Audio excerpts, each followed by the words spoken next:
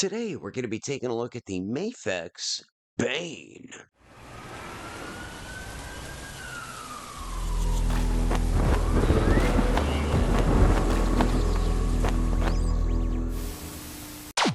So what is going on, my fellow collectors? How is everybody doing today?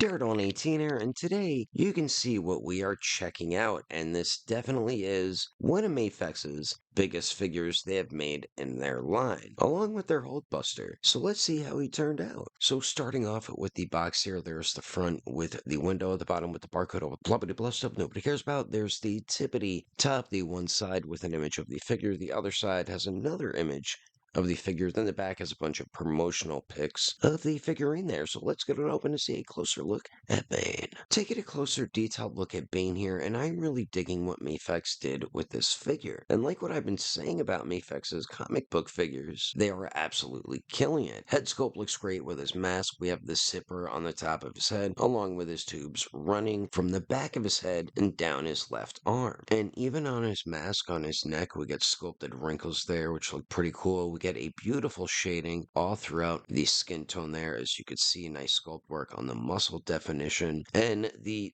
tank top piece is sculpted on there. It's not just cheaply painted, and there's sculpted wrinkles on the back of it. You could see his hair on his back, upper back, and his arms as well. Nice shading all throughout the arms. The belt kind of is a separate piece there. I like to push mine down, but you can push it up to hide the waist joint there, and it is rubbery.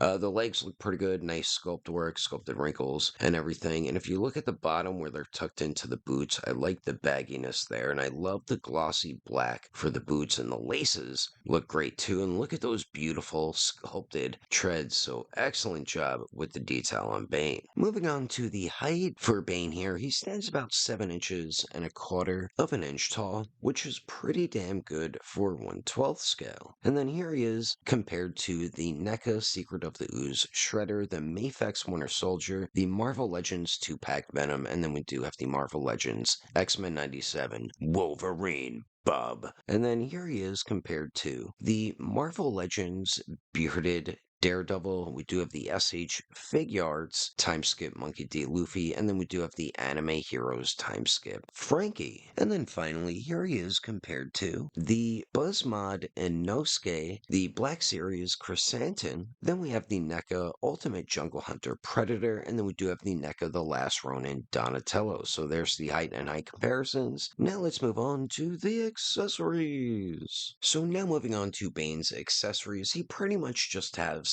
the basics, 2 head sculpts, and a bunch of alternate hands. There's really not much else you could have really included with Bane. Would have been cool if we got like an interchangeable tube that was green that you could swap out, but this is what we get with him. So we do get the 2 head sculpts. We have the more basic one on the left that comes on the figure out of the packaging. Then on the right, we have a more like angry type looking one, which I do prefer out of the 2, and great paintwork on both of them. Then we do get a stand. So we have the base, 2 different types of arms, and 2 different clamps along with that other piece to help hold him up when you're using him on the stand. And then finally, we do get 12 alternate hands. So we do get a pair of fists, some nose picking hands, pointing finger hands. We do have karate chippity chopperoo hands. We have some open resting hands, some splayed out open type hands, then some finger clenching open hands. And all the hands look great with the gloves and everything. And they are pretty simple to swap out. So that is all the accessories included with Bane. Now let's move on to his articulation. So now for the articulation, you do get pretty good movement for the most part. His head looks down really well, looks up pretty damn good too. Very nice pivot on the joint there. Then you do get the swivel action, and it does swivel out the lower neck as well. Torso and waist crunch forward, pretty good. Same with going back. Very, very nice pivot for a bulkier figure, and then swivel at the waist and torso. The arms, very nice circular motion at the shoulder-roo. They do go out a little more than 90 degrees, up and down. True bicep swivel, double jointed elbows. Then we do get the swivel and hinge on the wrist-a-roo there. Now for the legs, the hips drop down. He kicks forward a lot more than 90 degrees, goes back a tiny bit, and he can definitely Jean-Claude Van Damme it. We do get the hip swivel, double jointed knees. They're pretty much bent back all the way. Swivel at the ankle. Hinge up pretty good. Hinge down horribly.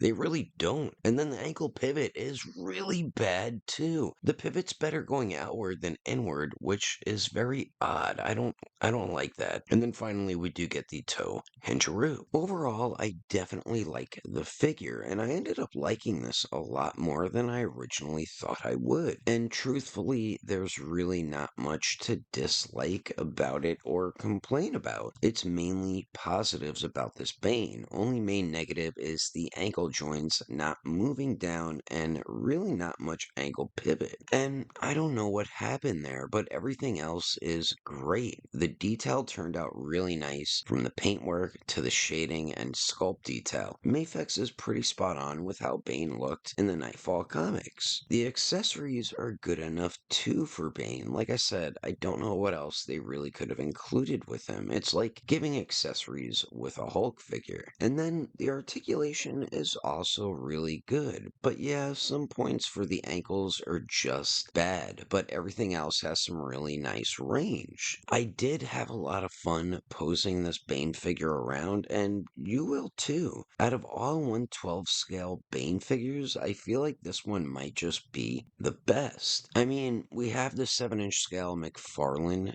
Bane, which is, like I said, more 7-inch scale. That one is nice to look at, but no accessories, and you can't really pose him around much. And we also have the Storm Collectibles Bane, but technically that's also more of a 7-inch figure scale. Even though Storm puts 1/12 scale on their boxes, their figures definitely are not 1/12 scale. So now for my overall rating for this Bane, I definitely have to give it an even 9. But anyway, that is my review of the Mafex Knightfall Bane. Hope you enjoyed it. Let me know your thoughts and opinions about the figure in the comments below. Thanks for watching, and don't forget, I will catch you on the next episode of Daredevil 19. And I will also see you guys later.